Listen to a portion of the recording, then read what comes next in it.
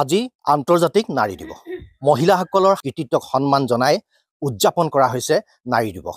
আৰু এই মুহূৰ্তত মই উপস্থিত আছোঁ টিংখাঙৰ কদমনি গাঁৱৰ এগৰাকী মহিলাৰ সৈতে। আৰু মহিলাগৰাকী যিগৰাকী মহিলাই কেৱল জীৱন যুদ্ধত সংগ্ৰাম কৰি যোৱাই নহয়, অৰ্থনৈতিক আৰু সামাজিকভাৱেও সমাজখনত অৰিহণা যোগাই আহিছে। আমি কথা পাতিব বিচাৰিম এইগৰাকী মহিলা অঞ্জু দিহিঙীয়া। 2টা বছৰ পূৰ্বে স্বামী হেৰুৱাৰ পিছতো আপুনি অৰ্থনৈতিকভাৱে আজি আগবাঢ়ি গৈছে। সেইটো এটা মনৰ উদ্যম বুলি ক'ব লাগিব। মনত যিটো উদ্যম থাকে, জোৰ থাকে, তেতিয়া সকলোখিনি কৰিবলৈ ভাগৰুৱা নহয় কোনো মহিলা বা পুৰুষক। তো একমাত্ৰ মই সেইষাৰে প্ৰথমে ক'ম যে উদ্যমটো লাগিবই। উদ্যম থাকিলেহে মানুহ আগবাঢ়ি যাব পাৰে। আপুনি এখন স্কুটি লৈ বজাৰে বজাৰে শাক পাচলিৰ গুটি বিক্ৰী কৰাৰ লগতে আপুনি খেতিও কৰে, নিজে নিজে ট্ৰেক্টৰো চলায়। হয়, চলাওঁ।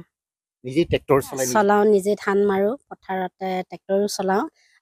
হাল বোৱা মানুহ থাকিলেও মই যেতিয়া জলপান লৈ যাওঁ সেই সময়টো মই এনেই যাবলৈ নিদিওঁ।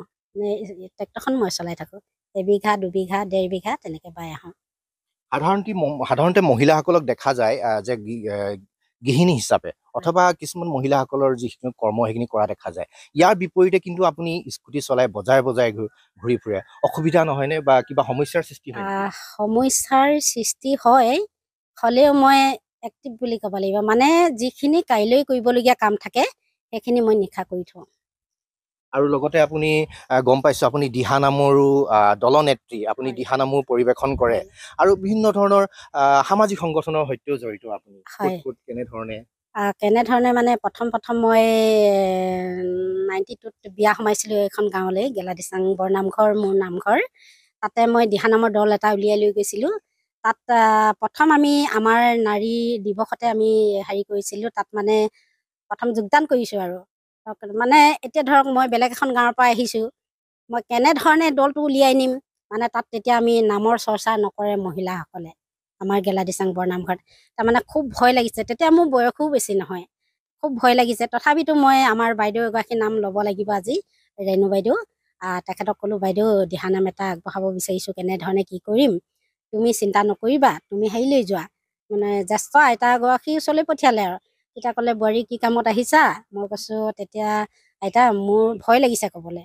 তই কেলৈ ভয় কৰিব লাগে, তেনেকৈ কৈছে, মোক সাহস দিছে। তেতিয়া মই কৈছোঁ যে মই দিহানামৰ দল এটা উলিয়াব লৈছোঁ, যিহেতু ইয়াত দিহানাম গোৱা মই দেখা নাই, কিবা ক'ব নেকি ৰাইজে, এনেকৈ বুলি কৈছোঁ। তেতিয়া মানে কৈছে, আইতা এইটো খুব ভাল কথা, তই আগবাঢ়ি যা, মই আছোঁ সদায় তোৰ লগত। কিন্তু এটাই দুখৰ কথা, আইতাজনী এতিয়া নাই।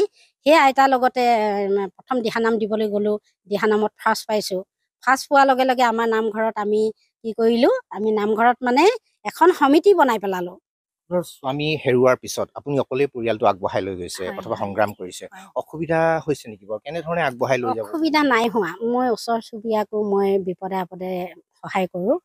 তাৰ উপৰিও মই দান বুলি ক'লে শুনিবলৈ বেয়া লাগে নহয় জানো, মোৰ ভাল লাগে আচলতে, দি ভাল লাগে। আৰু এইদিনা এই নীলকণ্ঠ মানে থান এখন বনাই আছে তেখেতৰ ব্যক্তিগতৰ, মই তাতে যাওঁ শিৱৰাত্ৰিৰ দিনা। তাত যাওঁতে মই তেখেতক মোৰ হাজবেণ্ডৰ নামত মই মানে কৰ্মৰ যোগেদি মোৰ হাজবেণ্ডক জীয়াই ৰাখিব বিচাৰিছোঁ। সেইটো মানে মই মহিলা এগৰাকী হৈ যে দান দি ফুৰিছে কিবা বুলি বহুত মানুহে ক'ব পাৰে, কিন্তু এইটো মই কোৱাটো নিবিচাৰোঁ। কাৰণ মই হাজবেণ্ডক মানে তেওঁ কায়িকভাৱে যাব পাৰে, কিন্তু মই সদায় জীয়াই ৰাখিবলৈ চেষ্টা কৰি আহিছোঁ তেখেতৰ কৰ্মৰ যোগেদি। আনকি তেখেতে যিখন গাড়ী চলাইছিলে TVS বজাৰলৈ লৈ যায়, সেইখনো মই বিক্ৰী কৰা নাই, ৰাখিছোঁ স্মৃতি নামত।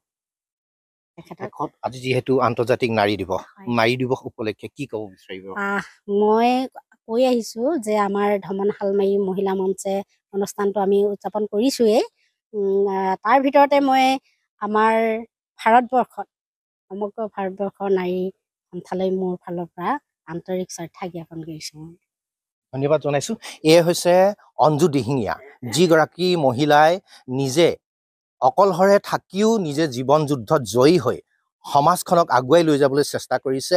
সাংস্কৃতিক দিশত ইতিমধ্যে তেখেতক কৈছেই যে তেখেতে বিভিন্ন ঠাইত বিভিন্ন মঞ্চতো ইতিমধ্যে পৰিৱেশন কৰিছে দিহানাম সমান্তৰালকৈ বিভিন্ন যি সামাজিক সংগঠন বিশেষকৈ নাৰী সন্থা অথবা গ্ৰাম্য সংগঠন এনে সংগঠনৰ সৈতে জড়িত হৈ তেখেতে সমাজখনৰ আগবঢ়াই লৈ যাবলৈ চেষ্টা কৰা পৰিলক্ষিত হৈছে আৰু আমিও শুভেচ্ছা জনাইছোঁ মহিলাগৰাকীক নাৰী দিৱসৰ আৰু এই মহিলাগৰাকীয়ে হওক যেন সকলোৰে বাবে আদৰ্শ আপুনি বিচৰা বাতৰি পাব কেৱল নিউজ 18 এপত নিউজ 18 এপ ডাউনলোড কৰিবলৈ স্কেন কৰক এই QR কোড গুগল প্লে ষ্টৰতো পাব এই নিউজ 18 এপ